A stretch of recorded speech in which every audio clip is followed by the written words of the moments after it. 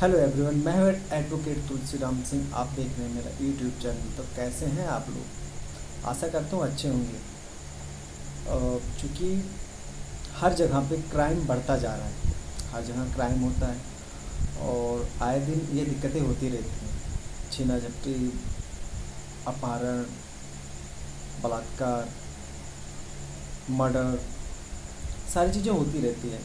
तो ये सब चीज़ें हैं जो हमारे समाज में काफ़ी हर जगह विद्यमान है। जितने बड़े महानगर हैं, जितने बड़े कंट्री है, जितने बड़े क्षेत्र हैं, वहाँ पे और जितनी घनी जनसंख्या है, उतना ज़्यादा वहाँ पे अपराध है। जी हाँ। तो आइए हम कुछ डिस्कस करते हैं अपराध से रिलेटेड। मैं बात करने आज वाला हूँ, जैसे हमने कल 156(3) के बारे में हमने बात किया था, डिस्कस किया था, सेक्शन 156 CRPC। आज हम बात करेंगे 154। चूँकि ये दो सेक्शन ऐसे हैं जो उन गरीब और दुखियों को वो पावर देते हैं, मतलब जिसका सहारा लेकर अगर आपके खिलाफ़ कुछ गलत हो रहा है तो उसके विरुद्ध आप जा सकते हैं कोर्ट में। ये प्रोस और इसमें क्या प्रोसेस, आप जा सकते हैं वहाँ पे, आप अपनी याचिका डाल सकते हैं, एप्लीकेशन डाल सकते हैं, फरियाद कर सकते हैं। तो आइए देखते हैं। अब जब हम 154 की बात करते हैं तो सबसे पहले हमारे पास, हमारे दिमाग में जो भी लॉ से रिलेटेड है, या एडवोकेट्स हैं, लॉ स्टूडेंट हैं, या इंटर्नशिप कर रहे हैं, मैं उन सबको बताना चाहूँगा, जब भी हम 154 की बात करते हैं, अब हम बात करेंगे 154 है क्या, इसकी ज़रूरत कहाँ पड़ती है, और इसको कैसे यूज़ करते हैं, कहाँ पे मतलब कहाँ एप्लीकेबल होता है और कब इसकी ज़रूरत पड़ेगी। तो उन सब के बारे में हम विस्तार से बात करेंगे। तो आइए जानते हैं। जैसे 154 जो होता है, ख़ास तौर पर जैसे अब क्या होता है, आइए हम सबसे पहले आगे बढ़ने से पहले मैं चाहूँगा हम एक लैंडमार्क, सुप्रीम कोर्ट का 2013 नवंबर 2013 का लैंडमार्क जजमेंट है। आप समझ गए होंगे मैं किस जजमेंट की बात कर रहा हूँ। Lalita Kumari versus state of UP.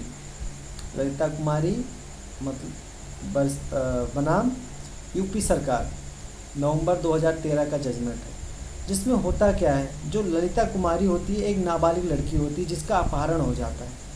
उसके पिता द्वारा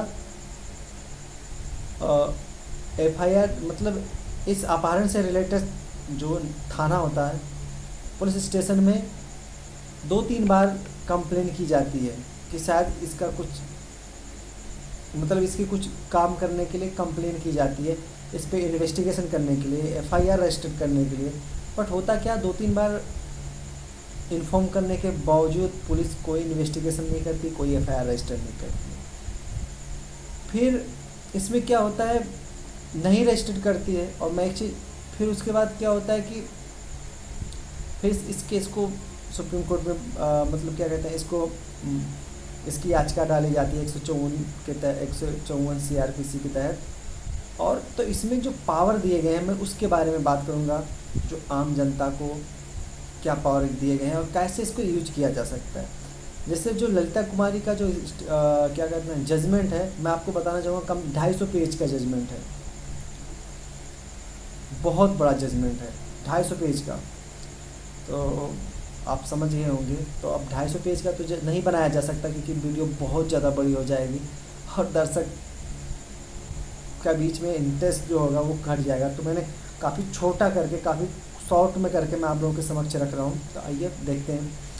तो जैसे कि आप लोगों को बता चुका हूँ, इसमें जो माननीय न्यायालय महोदय के मतलब इन्होंने जो जजमेंट सुनाया था माननीय सुप्रीम कोर्ट महोदय ने, तो वहाँ पे जो बेंच थी, ठीक है, P सदाशिवम, BS चौहान, रंजना प्रकाश देसाई, राजन गोगोई, ऐसे बोबड़े, ये प्रमुख जजेस थे और इन्होंने इस फैसला सुनाया था। तो इन्होंने उसमें निर्देशित किया था कि देखिए, ऐसा है, अगर कोई पुलिस अधिकारी को अगर कोई ऐसी कॉन्जुगल ऑफेंस हो या कैसा भी हो, अगर उनको इन्फॉर्मेशन मिलती है कि अपराध हुआ है, तो उनको FIR रजिस्टर करना चाहिए और इन्वेस्टिगेशन भी करना चाहिए, क्योंकि ये बहुत ज़रूरी है इन्वेस्टिगेशन करना। और इन्वेस्टिगेशन करने के बाद में FIR रजिस्टर करेंगे, इन्वेस्टिगेशन करेंगे, ठीक है। तो ये सारी चीज़ें हैं, ये खास तौर पर पुलिस फोर्स को, जो हमारे पुलिस अधिकारी होते हैं, उनको इन्वेस्टिगेशन करने के लिए उनको एक डायरेक्शन देती है। आप जैसे अगर मस्टर्ड या मतलब 154 क्या कहते हैं, अगर वो ऑर्डर कर दिया इन्वेस्टिगेशन करने का मतलब, तो इसका मतलब ये हो गया कि सबसे पहले तो एफआईआर लिखेंगे। ऐसा नहीं कि जब वो एफआईआर लिखने के लिए कहेंगे तो उसके बाद ही लिखेंगे, ऐसा नहीं है। अगर इन्वेस्टिगेशन करने के लिए मजिस्ट्रेट निर्देशित करता है तो उसमें क्या करना होगा, क्या नाम है, उनको एफआईआर तो ज़रूरी होगा। पहले एफआईआर लिखेंगे, फिर इन्वेस्टिगेशन चालू करेंगे।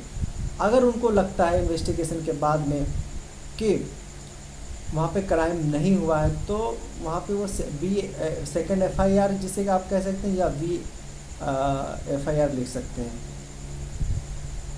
तो कहने का मतलब ये, उसमें क्या होता है, बच्ची किडनैप हो जाती है, कुछ करते नहीं है। तो ये कहानी है जो काफ़ी 250 पेजों में है, जैसे मैं आपको अभी थोड़ी देर पहले बता चुका हूँ।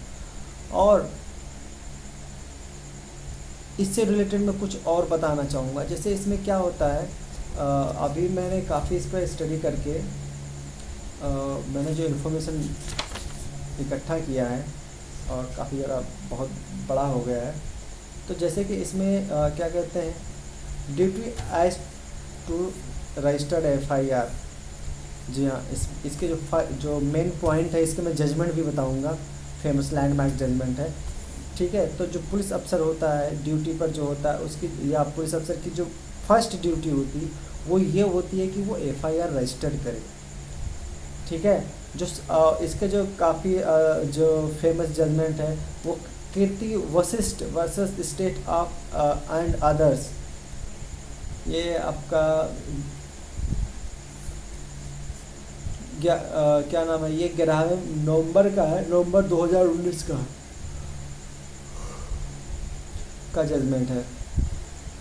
पुलिस एफआईआर करे, तो इसमें ललिता कुमारी का भी जिक्र किया गया है। इन्फॉर्मेशन टू पुलिस, देखिए जब आप पुलिस को इन्फॉर्मेशन मिलती है तो उसको एफआईआर रजिस्टर करना चाहिए। फिर क्या कहते हैं, इसमें जो मेडिकल प्रैक्टिशनर होते हैं उनके द्वारा जब कोई एफआईआर मतलब कुछ गलत किया जाता है तो उसके लिए भी स्टेटमेंट है। Krishna Dikshit versus state of Chandigarh 2019 का एसएससी है, तो इसमें भी ये भी दिया गया हुआ। तो कहने का मतलब ये सारे ऐसे हैं जो एक आम नागरिक को प्रोटेक्ट करते हैं और उनके कुछ अधिकार दिए जाते हैं। जैसे क्या होता है, अब कोई अपराध होता है, कॉन्जुगल ऑफेंस होता है, और ऑफेंस करने वाला कोई ज़बरदस्त होता है धन बल से, पैसे से, तो पुलिस क्या होता है वहाँ पे थोड़ी बहुत लापरवाह हो ही जाती है, तो इन्वेस्टिगेशन नहीं करती है, एफआईआर उसके अगेंस्ट नहीं करती है। उसके बाद में थोड़ा टाइम ज़्यादा हो गया यार, इसलिए नींद आ रही है, बट आप मैं पूरा करके ही हटूँगा। उसके बाद में 0 एफआईआर का भी प्रावधान है। जो 0 एफआईआर का भी प्रावधान है। आप लोगों को याद होगा, एक अभी जल्द में दिल्ली का काफ़ी सनसना केस चल रहा था, काफ़ी फेमस था, मीडिया ट्रायल भी बहुत ज़्यादा हुआ, क्योंकि मुझे उसमें उस नाम नहीं याद आ रहा है। और तो उस केस से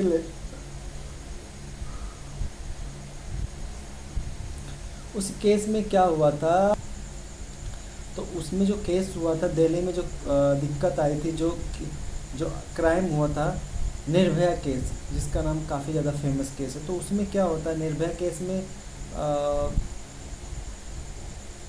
जो उसमें होता क्या है, जो निर्भया केस होता है उसकी घटना घटने के बाद में माननीय सुप्रीम कोर्ट महोदय ने क्या कहा कि अब से मतलब कोई भी अगर कॉन्जुगल ऑफेंस होता है तो वहाँ पे 0 एफआईआर का प्रावधान किया गया है कि पुलिस कोई बहाना नहीं बना सकती और 0 एफआईआर, कम से कम एटलीस्ट 0 एफआईआर तो लिख सकती है।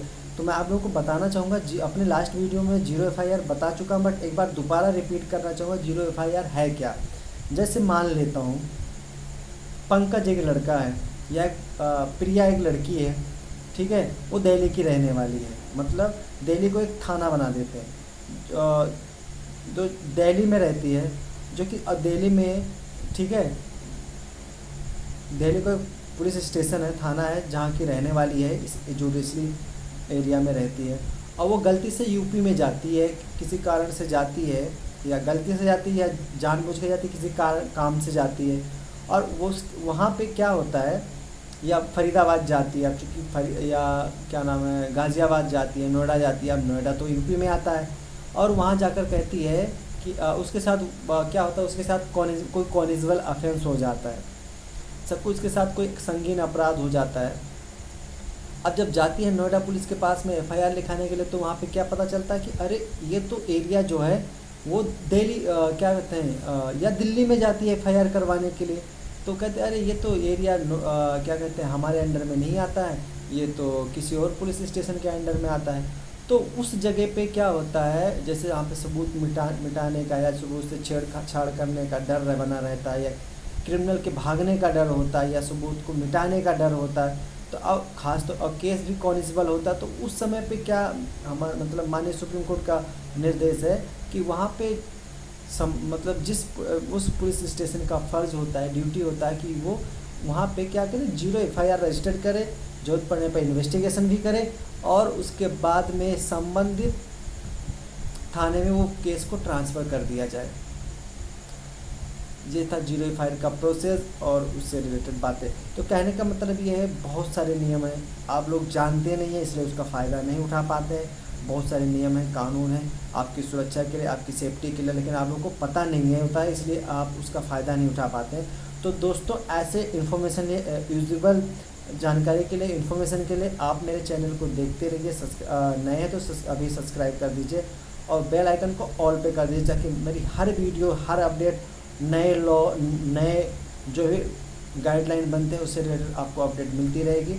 स्वस्थ रहिए, मस्त रहिए। फिर मिलूंगा एक नई वीडियो के साथ, तब तक के लिए जय हिंद।